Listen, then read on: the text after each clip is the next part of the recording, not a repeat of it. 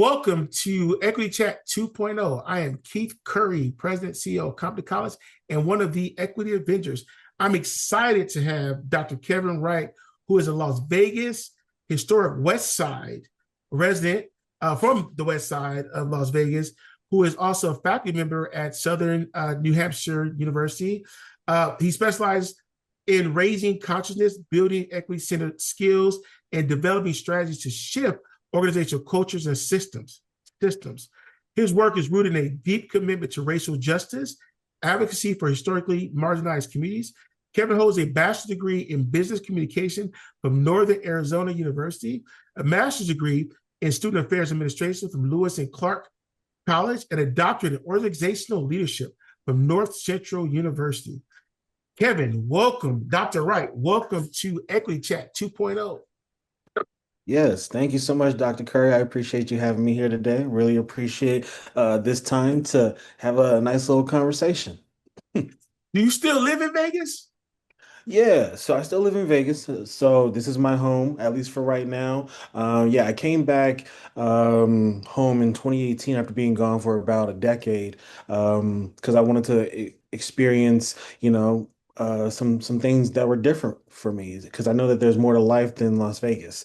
So I do currently live and work remotely in Las Vegas, but yeah, I'm a faculty member at Southern New Hampshire University and also a higher education consultant. So I just go all over the place. You go. So let me ask you this question before I get to my interview questions. So define the West Side for people that only know about the Strip. Right, right.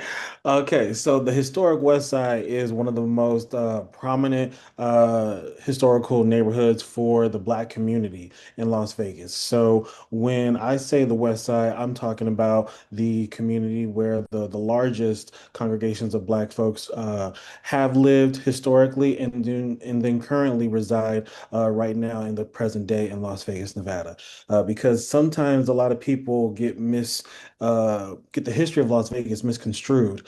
So therefore, it's important to make sure that we're always amplifying that history. So the historic West Side, we're talking about, Vegas's own Black Wall Street. If you want to get technical, a lot of people know downtown Fremont experience, as a tourist attraction or something where the locals go. And it's like, well, that's actually where the Black community started. That's where all the Black businesses and Black central hub for community was until, the city basically started doing all these land developments and whatnot and push folks further north and further west. And then, Black folks needed to build that community, sustain that community in a different area of the city because downtown now became what it is today.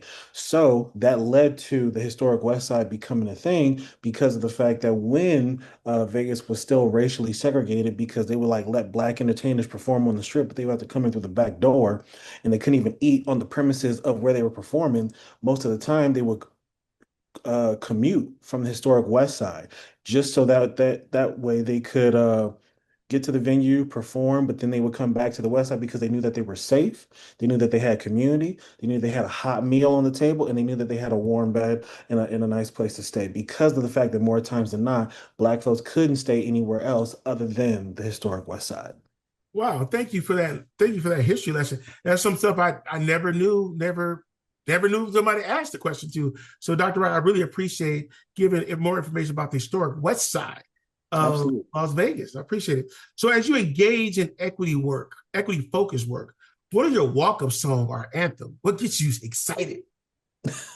Believe it or not, because when I saw this question, I was just like, man, I need to think of something hype. But nowadays, a lot of mid slash slow tempo songs get me hyped, ironically. So the song that's been really driving me today has been the song "Breathe" by Sinabo Say.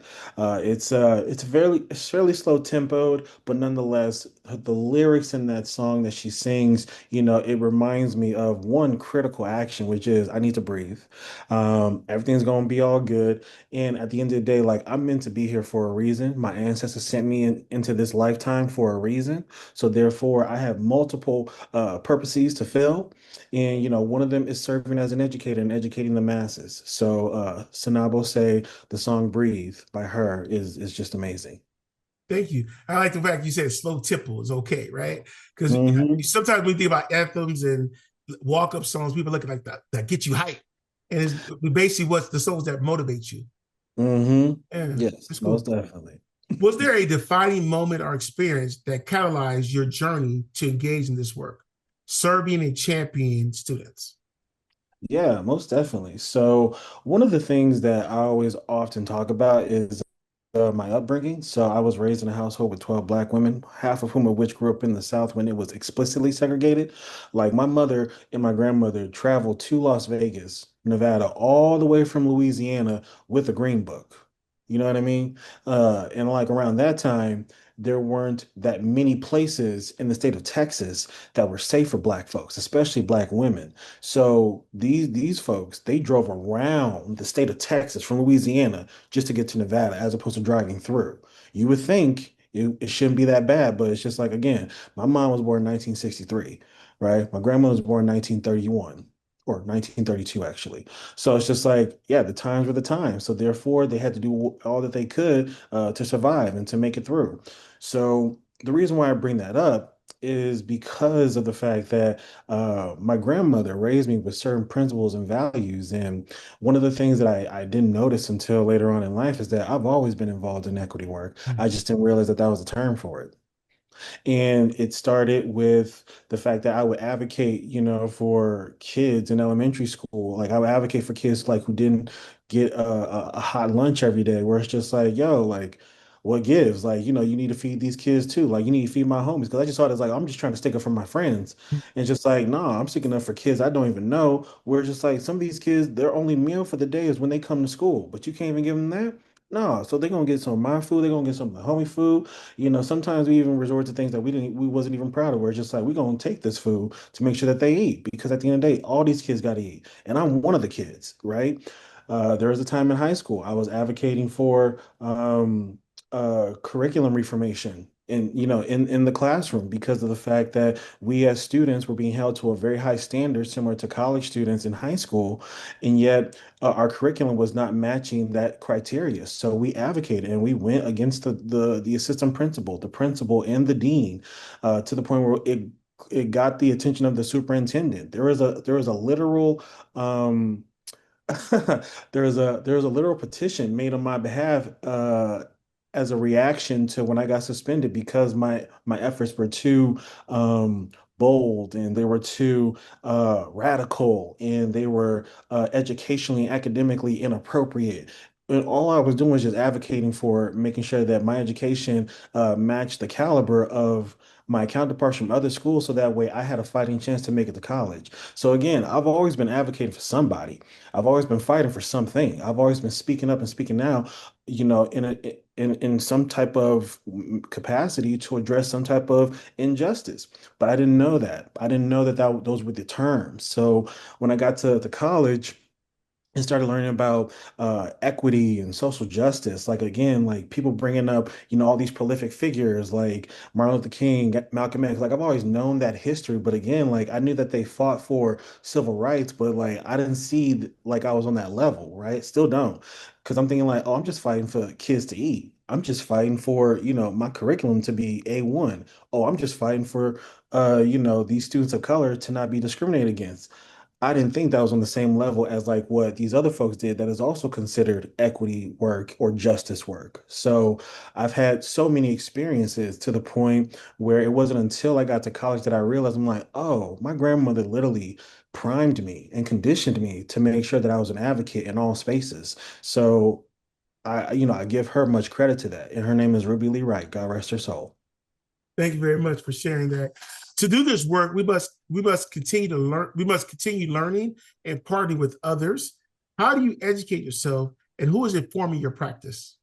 Yeah, most definitely. So you got to give it up to the classics. You got to give it up to the canonical texts in prolific writers. So I give much credit to Bell Hooks, Audre Lorde, W.E.B. Du Bois, and Gloria Anzaldúa for leading much of the work that has given me more of the tools and also the language and also the adaptability to navigate through different spaces, doing equity and justice work, especially within education in the nonprofit sector. So some colleagues that I look up to in the field of education are folks like Dr. Lori Patton Davis, Dr. Sean Harper, and Dr. Brittany Williams because of their work when it comes to advancing historically marginalized communities. But then I think of even some of my closest colleagues from my most recent employer, Dr. Matt Levine, Dr. Sarah Yee, Jessica Malari Best. Those folks keep me grounded because of the fact that they're educators too, and they're always bringing in and sharing different resources to help me understand how I can further sharpen my skill set and strengthen my knowledge base in order to make sure that I'm continuously educating folks in innovative, inclusive, and accessible ways. But then just most recently, I have been reading books from Ta-Nehisi Coates, Hassan Minhaj, John Leguizamo, D. Ray McKesson, and Eduardo Bonilla Silva. So I do a lot of reading, but I also am trying to be more adamant about maximizing on the opportunity of podcasting. So when I think about Equity Avengers, when I think about Equity Chat 2.0, people are sleeping on this, in my opinion. Like I have some friends that listen to podcasts, but it's not to learn. It's mainly just to like hear gossip or to hear people just like kiki over some type of like fandom topic. I don't know, I don't have too many people in my life that are saying like, oh, did you listen to the latest higher ed podcast or the latest DEI podcast? So I appreciate that there's platforms like this because this also helps me maximize my learning. So kudos to you, Dr. Curry. Thank you. We all have visions of the future we want to live. What is your freedom dream for higher education, and what gives you hope for its future? Yeah, most definitely. So my freedom dream is where the history of historically marginalized people is central to the curriculum instead of just being an elective. And in regards to what gives me hope, my nephew, Naheem, gives me hope. He just turned 11 2 months ago, and he is doing amazing things at the tender age of 11. And I'm so proud of him because of the fact that I can see how he is starting to develop an understanding of this world around him. And at the same time, he's not letting it get to him because of the fact that he is fulfilling his primary responsibility, which is to be a little black boy, to be a child, to be in a child's place, to wonder with a child's curiosity, to ask questions authentically, and to do it with the utmost integrity and bravery. And I love the fact that because of his mother, because of his dad, because of his grandmother, because of me, because of his community, he has the utmost pride in his blackness. He has the utmost pride, in his ability as an athlete, as well as a scholar. He does well in the classroom, but he also does well on the field. And knowing that I am a part of the process to create a better world for people like him, that's what gives me hope. So again, he's my nephew, and at the same time, I treat him as if he was my own son. Well, thank you for sharing that. The road to racial equity is long. How are you sustaining yourself? What practice would you recommend to other equity Avengers? Yeah, most definitely. So one of the things that I hear often is, you can't pour from an empty cup. And I always say that is a great statement to live by. And one of the things that has really helped me with taking care of myself is having the audacity to question and be more strategic about what is my role with addressing a specific thing. Because I will admit that when I was younger, in my 20s, I was trying to take on all the world's problems, right? Literally trying to be an Avenger to the fullest extent. But luckily enough, my mentors, kept me in line, kept me in check, and then would sometimes even let me fail just so I could learn an even greater lesson because I needed to, right? And now that I'm in my 30s, one of the things that I appreciate now is that anytime I do look at a problem or a form of injustice, I ask myself thoroughly, like, what is my responsibility in this? What do I have the capacity to do to address this? And who can I collaborate with? Because one of the things that I definitely lost sight of is that I have a community, I have a network, I have a family, I have, abundance of support from so many people in this world, and yet I don't tap in. as often as I could. So one of the things that helps me take care of myself is making sure that I'm not afraid to ask for help. I'm not afraid to tap into my network, and also being not afraid to say no and walk away. Because of the fact that I will say that, at least for me, that was hard to do because in my 20s, I felt like if I say no, then I'm going to miss out on this opportunity or this problem's going to get worse. So therefore, I need to be involved. And I need to address it. But now that I'm in my 30s, I try to be more strategic because at the end of the day, equity work is a marathon, right? Not a sprint. So one of the things that keeps me grounded is making sure that I stay connected to my network, I continuously tap into my network, and that I also just find that balance when it's okay to say no versus when it's okay to pass it off. Yeah, I'm glad you mentioned the part regards to know when to say no, pass it off, or not participate, right? Or Hmm. be able to decline to participate, right? At any point. Hmm. And I think that's important because that's a part of your voice. But sometimes it's just peace, right? If you see a Yeah. situation's not going the way that it should, and the groups you work with might be going another way that's different from you, it's okay to say we're still friends, but I'm good. I'm gonna do something else. Y'all still do this work, but I'm gonna do something else. And I don't think there's nothing wrong with that. Hmm. Yeah, most definitely. And the thing is that like when I've seen situations like that where people sometimes get demonized for what they don't do, because people aren't amplifying the stuff that they are doing, I try to get folks to remember that like, hey, like if we fall into that mindset, if we play those games, that's the system winning.